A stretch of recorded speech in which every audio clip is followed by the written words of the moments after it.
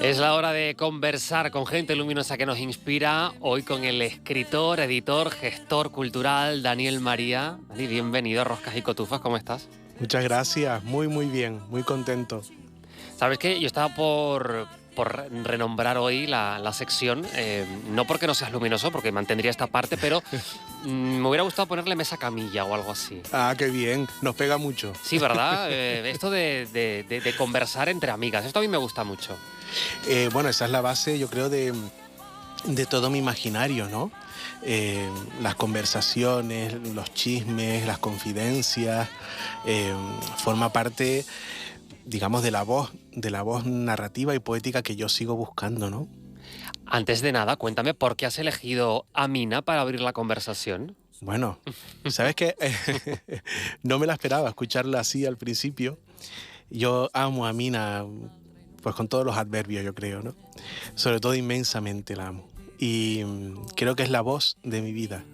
Es la gran voz que me ha acompañado desde que la descubrí.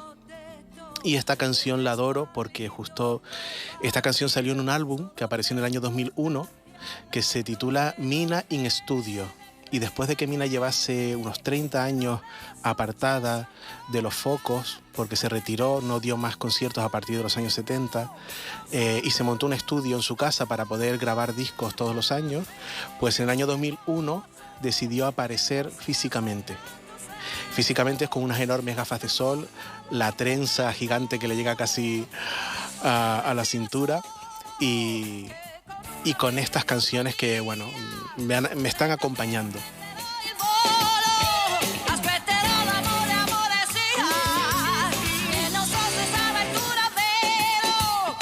Hablo bastante de esos chismes, por ejemplo, que integran y que dan forma a esa voz narrativa y a esa manera de entender también la vida, Dani, que tiene mucho que ver también con el barrio, con las mujeres de los barrios, con las peluquerías y con un niño que juega un poco a ver qué pasa entre mujeres que parece que saben mucho de la vida. Sí, ese niño sigo siendo yo, ¿no? Yo soy aquel, como diría Rafael. Yo he tenido una enorme suerte y es estar rodeado desde muy pequeño de mujeres muy interesantes, muy luminosas. Las primeras, mi madre y mi abuela Mariana. Y luego, pues mis tías abuelas y las comadres del barrio de Tíncer, a las afueras de Santa Cruz, un barrio obrero, donde las casas las construían las personas que las iban a habitar, ¿no? Esas autoconstrucciones que son también una gran metáfora, esos barrios que van creciendo con esas casas salteadas, medio torcidas, levantadas con más esfuerzo que niveles, ¿no? Es una metáfora de cómo construirse la propia vida, ¿no? De cómo tirar para adelante. Y he tenido esa enorme suerte. Entonces, me sentí muy seguro siempre, rodeado de ellas, y ellas supieron leerme muy pronto. Supieron leer que yo era un niño queer, como se diría ahora, pero bueno, un niño mariquita, que se encontraba totalmente realizado, feliz y completo cuando ellas se ponían a hablar y permitían que yo me quedara, ¿no? Entonces, claro, quedarte en un lugar es empezar a tener vida realmente, ¿no? ¿Y Empezar a... qué te llamaba la atención de todo aquello que tú escuchabas, veías, además, con la vista del paso del tiempo, con esta perspectiva, Dani? Si visualizas aquel niño que eras, aquel niño que vive dentro de ti, ¿cómo interpretabas todo aquello? Aquellas mujeres, aquellos ademanes, aquellos peinados, aquellas Sí. formas de vestir, aquellas revistas también que estaban en la mesa de una peluquería. Yo creo que lo vivía todo desde la fascinación, ¿no? Realmente ahí nació mi vena mitómana, ¿no? En verlas a ellas y aprender a quererlas al mismo tiempo que aprender a admirarlas. Entonces a mí me fascinaba mucho que mi madre me llevase a la peluquería, porque ahí fue donde creció mi mundo literario. Primero, en un espacio donde se entra con voluntad de salir montada, casi como una travesti a la calle, ¿no? Se entra con voluntad de salir bella, de reconstruirte, ¿no? De seguir poniéndote encima capas de belleza que te hagan sentirte tú misma y cada vez más auténtica. Así que la autenticidad es una construcción y eso lo aprendí yo ahí. Y luego ya la verborrea, el comadreo, el hablar. Escucharlas hablar para mí fue la primera gran clase de literatura. Ahí aprendí yo que el estilo es siempre más importante que la historia que se cuenta. Y eso, aunque luego lo dignifica literariamente Oscar Wilde, yo ya lo tenía confirmadísimo con mi madre cuando en la peluquería contaba una anécdota de la que yo había sido testigo, que sabía que era muchísimo más pequeña y menos espectacular de lo que ella estaba contando, pero todo lo que añadía, todos esos ingredientes, estaban construyendo el relato, construyendo la leyenda. Ahí aprendí yo que siempre la leyenda es más importante que la propia realidad, que la realidad está sobrevalorada, ¿no? La leyenda que es diferente de la mentira. Absolutamente, claro, claro. ¿Que tiene sus gotitas de mentira? Sí. Pues como un buen María Brizar necesita una piedrita de hielo. Mujer, tampoco... Nos vamos a poner exquisito. Vale, no está frío y helado per se. Hay que ponerle una piedrita de hielo. Pero la leyenda nos permite construir el mundo que queremos.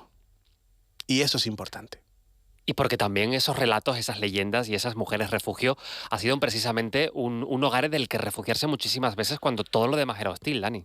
Efectivamente, era refugio, espacio seguro y era tremendamente divertido. Es decir, también hay una cuestión, ahora que estamos en estas semanas, ¿no?, del orgullo LGBTIQ+, es importante plantear que la lucha es también una celebración y que celebrando seguimos luchando. Y es importante celebrarnos, celebrar quiénes somos y celebrar el modo de vida que hemos decidido tener y celebrarnos en comunidad. Y eso lo aprendí yo mucho de ellas muy pronto, ¿no? Que es importante celebrarse. ¿Cuándo empiezas a escribir todo esto que te inspira, a darle forma a través de la literatura, Dani? Mira, escribir, digamos, empecé a los 9 años. Y lo sé porque mamá registraba en un cuaderno los poemas que yo iba escribiendo. Y luego mi madre, que fue mi primer agente literario, le daba ese cuaderno a mi profesora de primaria en el colegio de Tíncer. Y mi profesora los corregía y se los devolvía corregidos, porque mi madre y yo hemos sido siempre tan parecidos que cometíamos las mismas faltas de ortografía, de tanto que nos parecíamos. Entonces Carmina corregía los textos, mi madre los recibía corregidos y luego mamá le encargaba a otra profesora mía de clases particulares que aquello lo pasara a ordenador. Así que fue mi primera editora. ¡Qué maravilla! Todo eso lo hacía ella, sí, maravilla pura. También el poder de las madres. Absolutamente, en mi caso además, es que yo o salía escritor o no salía directamente. Y en esas historias hay de todo, porque bueno, las obras más recientes, Dani, Un camerino propio, que fue de hecho la primera que yo leí tuya, con la que me encontré, y a partir de ahí otras que ya forman parte de mi librería personal, ¿no? Pues, por ejemplo, Bisutería Auténtica, Saritísima también, que me fascinó, porque además sé que a ti Sara Montiel evidentemente te cautivó. Me cautivó muchísimo. Podía haber elegido una canción de ella también, sin duda alguna. Sí, me cautivó muy pronto, desde muy pequeñito. Precisamente en esa peluquería de Lela a la que me llevaba mamá, descubrí a Sara Montiel en una de las revistas que había. No sé si era El Pronto, Lola, no lo sé, alguna de ellas, y pregunté enseguida quién era esa señora, porque me cautivó. Luego ya su historia también, ¿no? Y es verdad que en los últimos años, sobre todo de Camerino para acá, del año 2020 para acá, pues mi literatura ha ido como hermanándose un libro con otro y está pivotando alrededor de ese imaginario pop, de ese estilo que navega en las conversaciones, que tiene que ver con la estética y la sensibilidad camp, ¿no? Con ese mundo de derroche, de representación, de exceso. El más es más. El más es más, sí. Y me encuentro muy feliz, digamos, navegando estas aguas, ¿no? Me estoy encontrando mucho.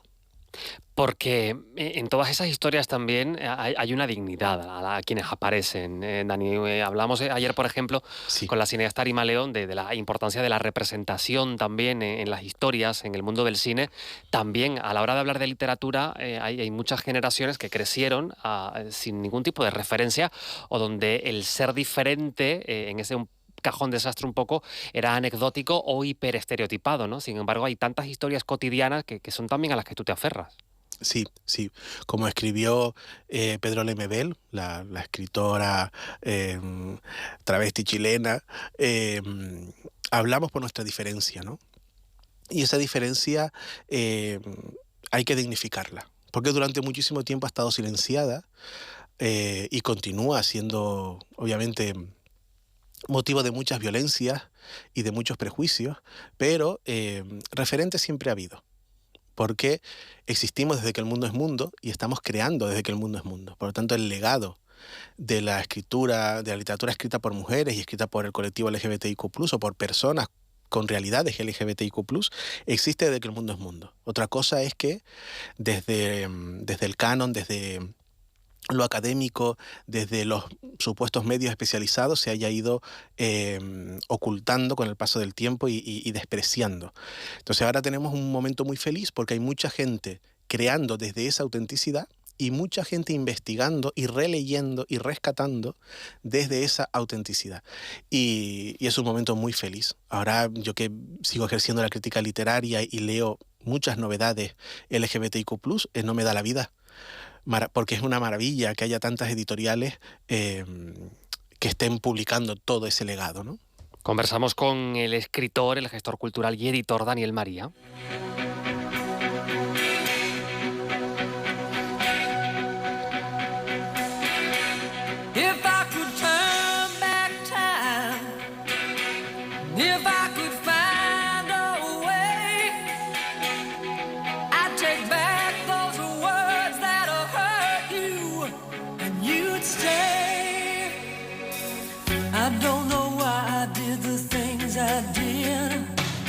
I don't know why I said the things I said. Pride's like a knife, it can cut deep inside. Words are like weapons, they wound sometimes. I didn't really mean to. Si hablamos de divas, claro, también hay que hablar de ella. Bueno, hemos tocado techo ya con Cher. ¿También llegó a tu vida para cambiártela, para ponerle, ser la banda sonora de alguna forma? Sí. Año 98, estoy caminando la avenida de los Majuelos hacia el instituto, el Padre Ancheta, que ya no existe. Llevo un Discman donde suena el disco Believe, que había salido en octubre del 98 y que mi madre me había comprado en Alcampo. Así que sí, esa señora lo es todo para mí.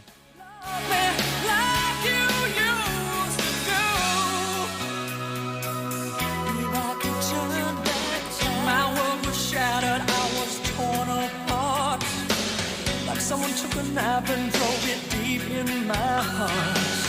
You walked out that door, I swore that I didn't care, but I lost everything. Dani, ¿leer para ti siempre fue también una especie de refugio? Totalmente.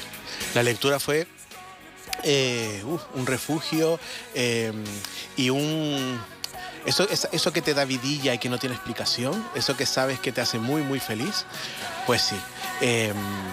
Sacar libros de la biblioteca del cole, luego de la biblioteca donde trabajaba una tía mía bibliotecaria en Ofra, y luego ya las otras bibliotecas de mi vida, como la del Parque La Granja en Santa Cruz, esas me llenaron de historias y me hicieron muy, muy feliz.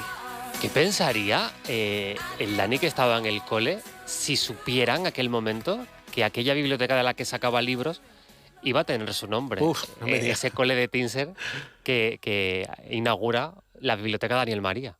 Bueno, si lo pienso me echo a llorar aquí mismo, ¿eh? Fue algo muy, muy poderoso y muy fuerte, un regalo enorme que me hicieron el año pasado, y además me llevaron totalmente engañado, no sabía absolutamente nada. ¿No lo sabías? No, me invitaron a dar una charla para el alumnado y cuando llegué al cole abrieron las puertas, sonó Heroes de David Bowie, que es la canción de mi vida, aunque no la haya elegido hoy, pero es la canción de mi vida.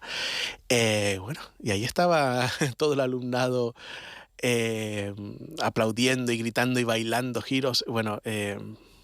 No sé qué más decir. Es muy heavy que te pasen estas cosas, ¿no? Pero es muy hermoso. Y sobre todo porque ahora hay niños y niñas que son hijos, hijas de compañeras mías de cuando estudiábamos, entonces es muy heavy que los hijos y las hijas de tus compañeros estén estudiando ahí, vean tu cara todos los días y cuando la vean piensen que puedes llegar a ser lo que sueñas, ¿no? Y que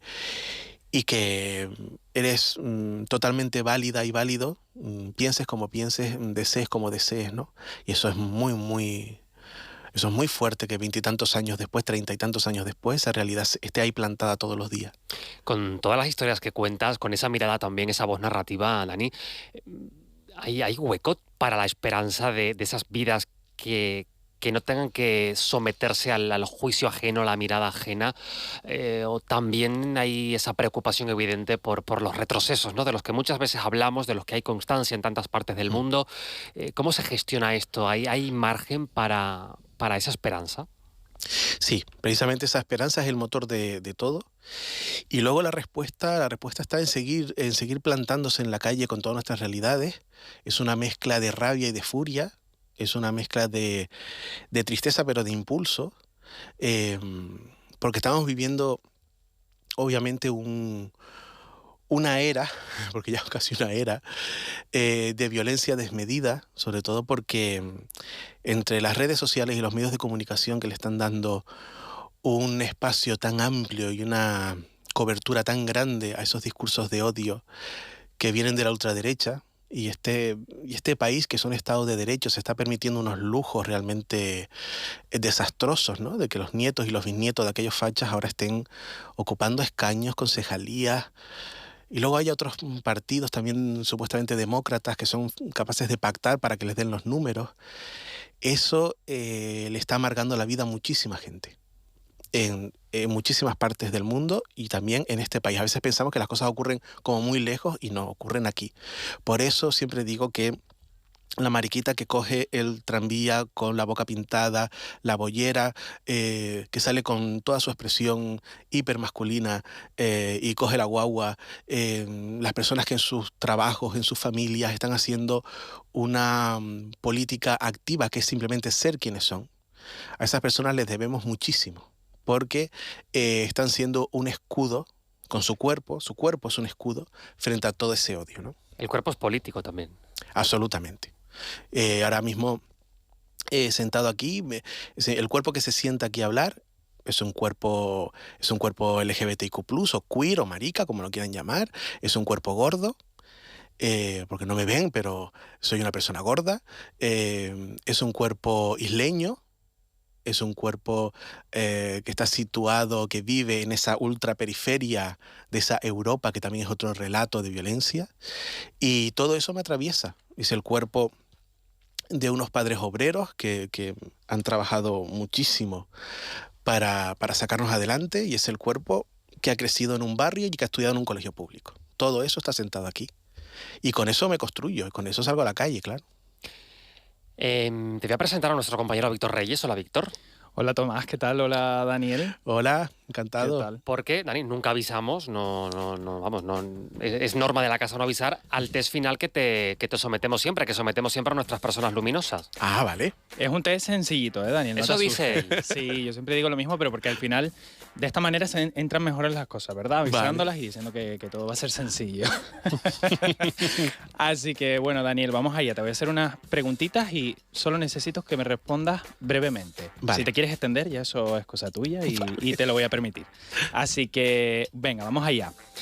Daniel, si pudieras elegir un libro de los que hayas leído en toda tu vida, y ese va a ser el único libro que vas a leer a partir de ahora en adelante, ¿cuál sería? Tengo miedo torero, de Pedro Lemebel. ¿Por qué? Porque en ese libro me voy a encontrar siempre que lo abra. Ese libro contiene el lenguaje con el que yo quiero seguir expresando mi imaginario, y es un libro que quiero que me acompañe toda la vida y al que quiero acompañar toda la vida. Es tu libro refugio, ¿no? Sin duda. Sí, sí. Qué bonito tener eso. Pues vamos con la segunda, Daniel. De todas las historias que has creado, o de todos los libros que has escrito, ¿hay alguno con el que te sientas especialmente así, también como te sientes con ese libro, como un refugio de los tuyos? Sí, Bisutería auténtica. Sí, ese libro de relatos que apareció en 2023 y que está protagonizado por 8 travestis que son también 8 maneras de expresar mi mundo y de querer dignificar el mundo al que pertenezco. Sí, ese libro. Qué guay. Pues la última que te hago, esta es un poco más compleja de entender, pero es muy bonita. Porque si tu voz literaria tuviera un aroma o un color o una textura, ¿cuál la describiría mejor? ¡Wow! Pues mira, un aroma podría ser Passion, el perfume de Elizabeth Taylor. Ah, qué bonito. Debe oler muy bien ese. Sí. Se sigue vendiendo, ¿eh? Se sigue vendiendo. Pues mira. Se puede conseguir. Sería ese, sí. ¿Y un color? El naranja es mi color favorito. Ah, sí. Pues mira, como el de la radio canaria. Así que tan bonito que Es verdad. Fíjate que es un color raro. Es un color que, bueno, pues depende de la época del año, queda mejor. Según la o peor. intensidad también. ¿Tú alguna intensidad, Dani, que tú tengas en naranja en la escala? Seguramente la intensidad más alta, Claro, ¿no? La que, sí, la que más brillo, ¿verdad? la que más... En el más es más. El naranja puesta de sol. Ese es el que me gusta a mí. el Qué naranja bonito puesta también. de sol. Sí, Interesante. Ese es muy bonito. Interesante. Pues mira, Daniel, ahora las preguntas no te las voy a hacer yo, te las va a hacer la inteligencia artificial. ¿La has usado alguna vez? Mira, la empecé a usar hace poquito, pero sí. Pues vamos a ello, vas a conocerla. Dácil. Hola, Daniel, ¿listo para unas preguntas rápidas? Vamos allá. Si pudieras tomarte un café con cualquier personaje de la historia, ¿a quién invitarías? Marsha P. Johnson. Si no fueras escritor, editor o crítico, ¿en qué otro mundo creativo te gustaría habitar? Ser peluquero o esteticien. Si pudieras reencarnarte en un animal, ¿cuál serías y por qué? Un oso, ya lo soy. Pues mira, pues ahí tenemos la respuesta. Un osito. Muchas gracias, Dácil. Gracias a ti.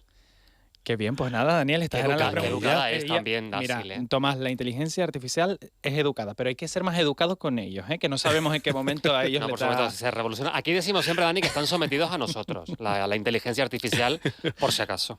Por si acaso, hasta Claro. que empiecen a dominarnos De por momento, completo. de momento. Víctor, gracias. Muchas gracias a Gracias. ustedes, encantado. And my problems have all gone. There is no one to deride me. But you got to have friends. The feelings are so strong.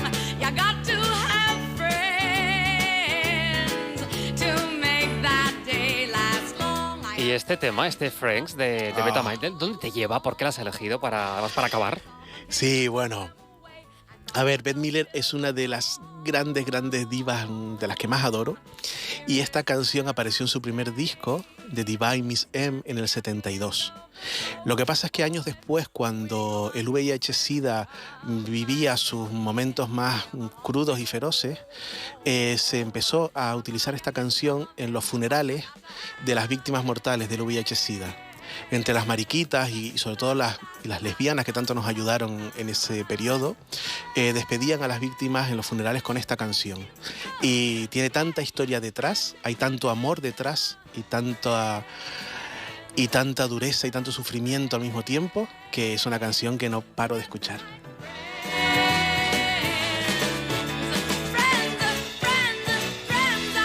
Daniel María, me encanta leerte y me encanta escucharte. Y a mí escucharte, de verdad, gracias por esta mesa camilla. ¿Sabes qué? Que es tuya cuando tú quieras, estás en casa. Gracias, amigo. Cuídate mucho. Hasta pronto.